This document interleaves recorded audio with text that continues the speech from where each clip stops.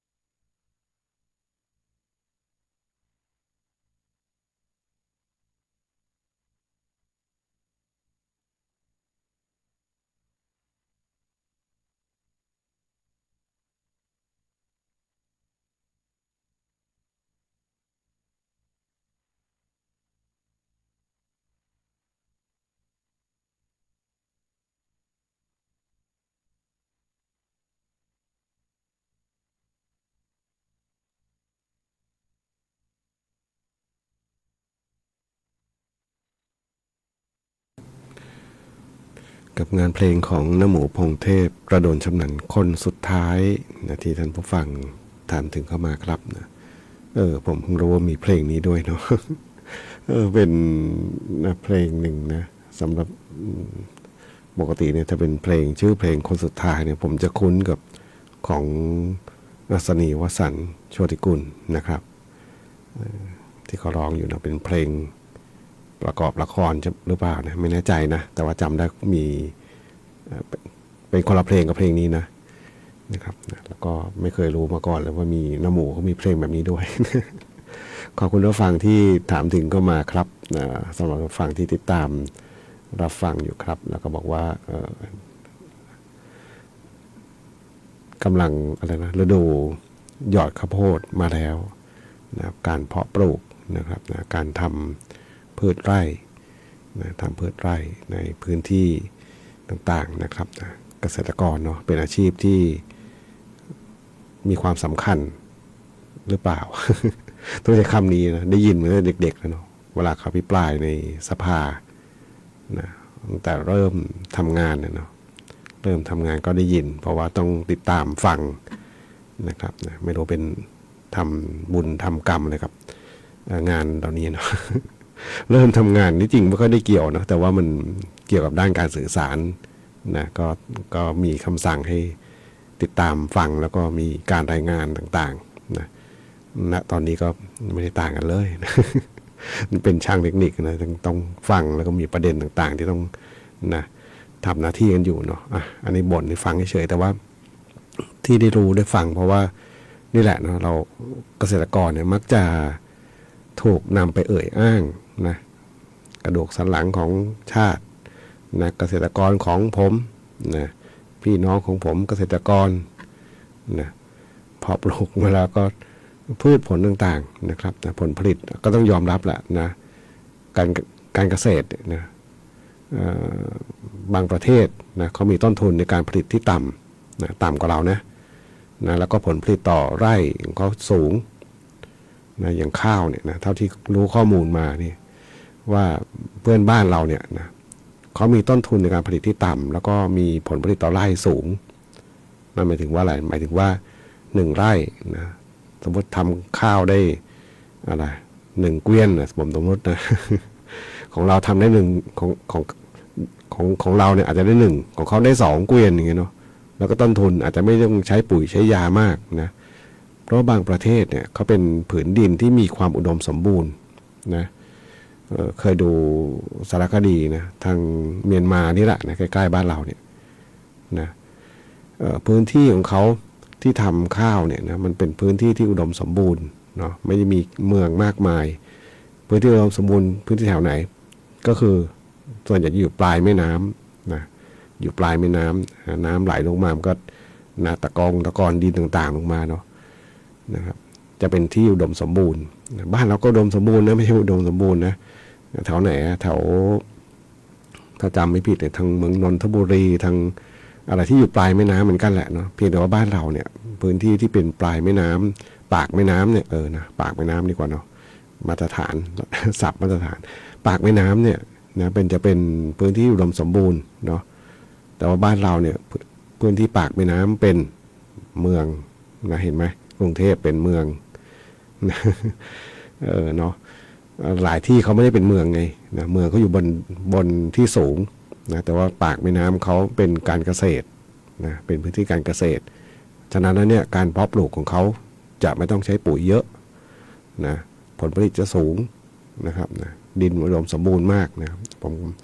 บ้านที่นครสวรรค์นี่อยู่ติดแม่น้ำเนาะอันนี้เป็นที่รู้แน่ชัดเลยว่าจริงนะดินที่น้ำท่วมเนี่ยนะพอหลังน้ำลดไปแล้วปลูกแล้วก็งามนะไม่ต้องใช้ปุ๋ยใช้ยางามนะต้นทุนต่ำนะครับต่างจากพื้นที่ที่เป็นการเกษตรอย่างบ้านเราเนาะส่วนใหญ่ก็คือต้องถ้าใช้อุดมสมบูรณ์ต้องลุกพื้นที่ป่าใหม่ ลุกพื้นที่ดินใหม่เข้าไปเนาะแล้วก็ไปทำกินแต่ถ้าเป็นดินเก่าก็นะมันความอุดมสมบูรณ์ก็น้อยลงถึงแม้จะมีวิธีการที่จะบำรุงขึ้นมาแต่ว่ามันก็ต้องใช้ต้นทุนสูงนะแต่ว่าราคาที่ได้มันก็ต้องตกต่ำนะบางทีมันก็ไม่ให้ต่ำแต่ว่าต้นทุนเราสูงไงเนาะอันนี้ผมฟังจาก เอ่อคนที่เกี่ยวข้องนะเป็นนักวิชาการเกษตรนะเขาอธิบายให้ฟังบอกว่าบางทีไปโทษอะไรกลไกบางอย่างก็ไม่ได้เนาะเพราะว่าอะไรเพราะว่าต้นทุนเราสูง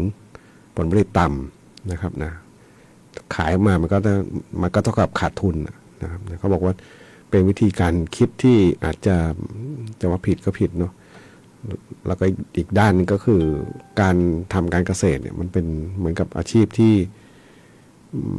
บางทีก็เหมือนกับไม่ได้ถูกพัฒนาอะไรไปมากมายเนาะ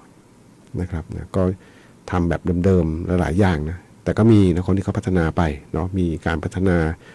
อะไรต่างๆขึ้นมาแม้แต่การใช้เทคโนโลยีเข้ามาช่วยนะการรดน้ำการผสมปุ๋ยสมยาอะไรต่างๆเข้ามานะครับแต่ก็ต้องมีคนที่มีองค์ความรู้เข้าไปทำไปถ่ายทอดจะเอาหรือเปล่าอีกเรื่อง เคยดูรายการหนึ่งนะเขาไปนะครับก็ทันสมัยนะแม้แต่การวัดอะไรเขาเรียกว่าคุณภาพดินการเช็คความชื้นของดินนะครับแต่ว่าถ้าเป็น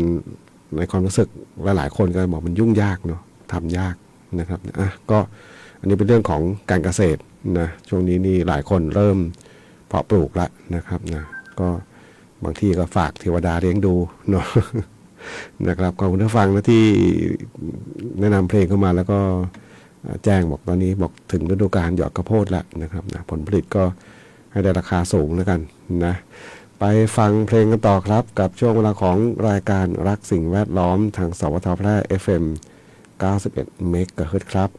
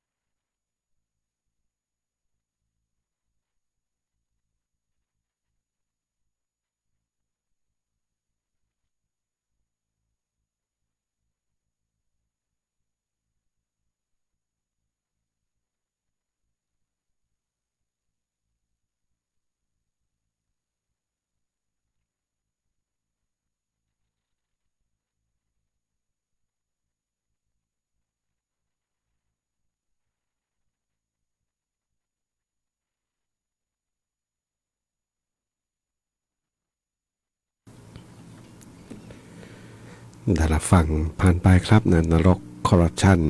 นะเป็นบทเพลงหนึ่งของศิลปินเพลงคาราบาวนะเพลงนี้ขับร้องโดยคุณเล็กคาราบาวนะครับขอบคุณผู้ฟังที่ติดตามรับฟังแล้วก็แนะนำบทเพลงเข้าสู่ในรายการกันครับนะถ้าโกหกแล้วตกนรกนี้นะสวรรค์จะไม่มีใครขึ้นไปละ นะทุกวันนี้เรามักจะเลี่ยงกันนะโดยใช้คำว่าที่โกหกเนี่ยเพื่อที่จะไม่ให้เขาบอกว่าไม่ให้มันได้รับผลกระทบอะไรบ้างอะไรทำนองนี้เนาะบางทีพอถ้าพูดจริงกันเนี่ยนะมันทำให้สังคมวุ่นวายประมาณนี้เลยเนาะอาจจะโดยเพราะว่านะมันเป็นเรื่องที่ต้องอะไรก็มีความระมัดระวังในการใช้คำพูดต่างๆ ก็ใจคือมันเป็นการสรรหาคำเข้ามานะเพื่อที่จะกลบอะไรบางเรื่องลงไปอะไรประมาณนั้นมากกว่าเนาะช่วงนี้นะข่าวสารบ้านเมืองโดยเฉพาะพื้นที่แนวชายแดนนะครับนะก็คือไทยกัมพูชานะครับนะร้อนแรงกันมาประมาณสัก 2-3 สัปดาห์แล้วนะครับนะเมื่อวานทางท่านนายกรัฐมนตรีเองก็ลงไปในพื้นที่นะไปดูไปติดตามต่างๆนะแล้วก็มีมากมายหลากหลายประเด็นนะประเด็นบางเรื่องนะก็มองใน2แง่มุมเนาะเรื่องของการปิดด่านนะเขาบอกว่าทำไมไทยกับกัมพูชาปิดไม่ตรงกันเวลาไม่ตรงกันนะบอกอยากให้ปรับให้ตรงกันเพื่อที่จะให้อะไรไม่กระทบกับเศรษฐกิจนะครับแต่ก็มีมุมมองอีกด้านหนึ่งเนาะของมันมี2ด้านเนาะอีกด้านนึงก็คืออย่าลืมว่ากัมพูชาเขาก็ไม่ได้มองเราเป็นมิตรเท่าไหร่นะ เท่าที่ดูข่าวทั้งหมดนะครับต้องพูดบางทีก็ต้องพูดแบบตรงๆนะว่าเขาไม่ได้มองเราแบบมิตรเท่าไหร่เลยนะ อะไรก็จะเอาอย่างเดียวเนาะเอาแต่ได้ฝ่ายเดียวนะครับก็แต่ไทยเราเป็นคนใจดีเนาะปณีประนอมก็เรื่องแนวชายแดนเนี่ยนะครับเคยมีคนที่ให้ความเห็นไว้ในเชิงบวกนะไม่ใช่พร้อมบวกเชิงบวกก็คือการพัฒนาพื้นที่นะครับเนี่ยเขามีให้ความเห็นว่าถ้าเป็นการพัฒนาหมายถึงว่ามันจะมีคือความเป็นเส้นแบ่งเนี่ยอาจจะไม่มีเป๊ะๆนะเส้นใดเส้นหนึ่งนะแต่ว่าพื้นที่ที่ใช้ร่วมกันเนี่ยนะหมายถึงใช้ร่วมกันเนี่ยถ้าไม่เข้าไปครอบครองนะไม่ใช้การลุกเข้าไปครอบครองไม่ใช้กำลังที่เข้าไปรบครอบครองเนี่ยแล้วพัฒนาเป็นการท่องเที่ยวเนี่ยมันจะได้ผลประโยชน์ทั้ง2ฝ่ายเลยนะโดยเฉพาะประชาชนในพื้นที่ตรงนั้นนะครับนะในบริเวณนั้นเลยนะประชาชนตรงๆกันแหละเนาะทั้ง2ประเทศนั่นแหละเนาะสมัยที่ถกเถียงเรื่องเขาพระวิหารนะครั้งสุดท้ายปีไหนผมจำไม่ได้เนาะนะครับก็มีนักวิชาการนั่นแหละท่านบอกว่าโลกยุคปัจจุบันเนี่ยมันไม่มีแล้วเนาะเรื่องจะมาลุกล้ำเอาดินแดนกันแบบนี้นะมันแต่ก็มี ทางรัสเซียใช่ไหมนั่นมันอาจจะเป็นอะไรบางอย่างเนาะเรื่องของอำนาจในบางอย่างแต่ว่ามันน้อยละเนาะเพราะว่าเส้นแบ่งที่เขาเรียกนะถ้ามันชัดเจนไปแล้วเนี่ยนะมันยากละปัจจุบันเนี่ยมี GPS นะไปกดโทรศัพท์เช็คก็ได้แล้ว ดาวเทียมก็หมุนตั้งกี่ปีแล้วเนาะมีดาวเทียมเช็คอยู่นะอย่างไทยเราเนี่ยนะทหารไทยเขามาโชว์เมื่อ1-2 วันก่อนนะเป็นภาพถ่ายดาวเทียมเมื่อหลายปีมาแล้วเนาะเราเปรียบเทียบกันมาเรื่อยๆว่าไอ้ร่องรอยที่เพื่อนบ้านเราเข้ามาขุดเขาเรียกคูเลตอะไรเนี่ยนะมันเพิ่งขุดนะเขาก็มาโชว์เลยล่ะนะแต่ว่าภาพข่าวแล้วนะอาจจะไม่ค่อยปรากฏเท่าไหร่นะครับเขาบอกมันชัดเจนนะมันมีหลักฐานปรากฏอยู่นะภาพถ่ายดาวเทียมเนี่ยแหละถึงบอกทุกวันนี้นะการไปลุกพื้นที่อะไรประเภทนี้มันยากแล้วเนาะยกเว้นว่าจะไปลบไปเอาเนาะด้านจะเอาทำเอาเนี้ย นะเพราะมันมีเทคโนโลยีต่างๆเช็คจับได้หมดเนาะนะครับเพียงแต่ว่าจะทำยังไงเนาะนะครับนะแต่ว่าถ้าพัฒนาเพื่อให้ได้ประโยชน์จริงๆเนี่ยนะหมายถึงคนในพื้นที่เนี่ยนะเป็นแหล่งท่องเที่ยวเลยเนาะจะไปครอบครองไม่มีใครอายุอะไรตายแล้วไปได้หรอกเนาะ ที่ดินก็ไปไม่ได้หรอกนะฉะนั้นแล้วเนี่ยนะถ้าเป็นการพัฒนาเพื่อประโยชน์สาธารณประโยชน์จริงๆของคนทุกคนเนี่ยนะทำได้ง่ายเลยเนาะ แต่ว่าเขาจะเอาไปเพื่ออะไรนะเราไม่รู้ นะครับนะก็ติดตามเนาะเพราะไทยเองก็เมื่อวานก็ประกาศชัดบอกว่าจะไม่ยอมนะศาลโลกไม่ไปละเนาะมันยังไงก็ไม่ยอมเด็ดขาดนะก็เห็นไปในทิศทางเดียวกันเนาะนะครับนะเขาจะลากเราไปศาลโลกก็ไม่ไปนะจะใช้ข้อตกลงอะไรนะ JBC เนี่ยเป็นหลักนะครับนะก็ติดตามดูเนาะเรื่องนี้เป็นเรื่องที่บางคนก็บอกละเอียดอ่อนระหว่างประเทศนะแต่ว่าเวลาเขาทำกับเราบางทีก็เหนื่อยมา ไม่ค่อยละเอียดอ่อนเลยเนาะไปฟังเพลงกันต่อครับกับช่วงเวลาของรายการรักสิ่งแวดล้อมครับ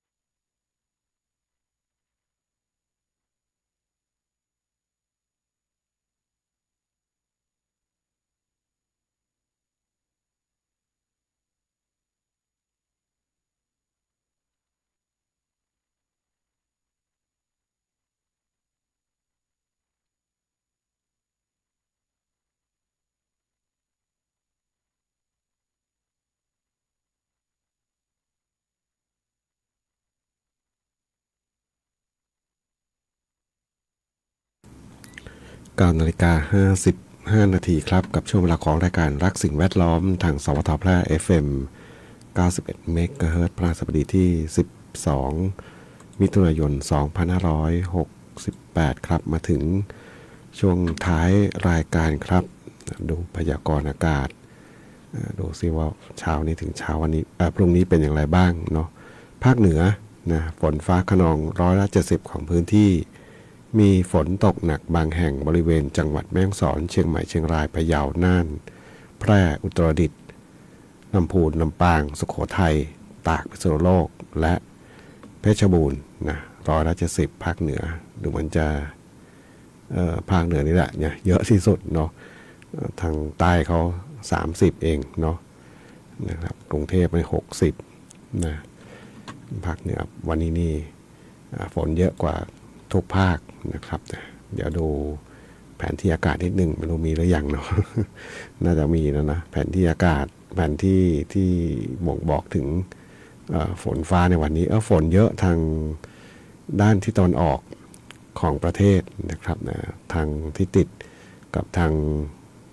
กัมพูชานั่นแหละเนาะกัมพูชาทางลาวเนาะส่วนทางภาคเหนือนี่เป็นสีเหลืองนะฝนก็น้อยอยู่นะครับนะก็เป็นเรื่องของฝนฟ้าในช่วงนี้นะครับนะฝนจะมีมาก็นะเรียกว่า70ไม่ใช่70เฉพาะจังหวัดแพร่นะ อย่างเมื่อวานเย็นเนาะมาลืมล่ำเลยเนาะนะครับนะก็ระมัดระวังด้วยเนาะอันตรายที่อาจจะเกิดขึ้นจากฝนฟ้าคะนองนะครับไม่ว่าจะเป็นฝนตกน้ำท่วมขังนะสัตว์มีพิษนะหรือแม้แต่ฟ้าผ่านะซึ่งเป็นปรากฏการณ์ทางธรรมชาติอย่างหนึ่งที่เป็นอันตรายนะครับนะกับมนุษย์กับสัตว์เลี้ยงนะครับนะบางที่บางแห่งนี่ล่ามสัตว์เลี้ยงไว้วัวควายไว้ก็นะล้มตายเพราะว่าฟ้าผ่าลงมาเนาะอันนี้เป็นปรากฏการณ์ทางธรรมชาติอย่างหนึ่งนะเป็นกระแสไฟฟ้าแรงสูงเนาะฟาดเปรี้ยงมาก็นะสิ่งมีชีวิตก็เรียกว่าถึงกับสิ้นชีวิตไปนะครับนะครับนี่ก็เป็นสิ่งหนึ่งที่ปรากฏขึ้นนะครับแต่ก็ระมัดระวังด้วยนะครับแต่ถ้ามีปรากฏการณ์แบบนี้เกิดขึ้นนะก็หลีกเลี่ยงเนาะหลีกเลี่ยงยังไง ลำบากเหมือนกันเนาะวันนี้รายการทั้งสิ่งแวดล้อมทางสวทแพร่ FM 91 เมกะเฮิรตซ์มาถึงช่วงท้ายรายการครับวันนี้คงต้องนำรายการท่านผู้ฟังไปก่อนพบกันใหม่ในวันพรุ่งนี้ขอความสุขความโชคดีจงมีแต่คุณผู้ฟังทุกท่านสวัสดีครับ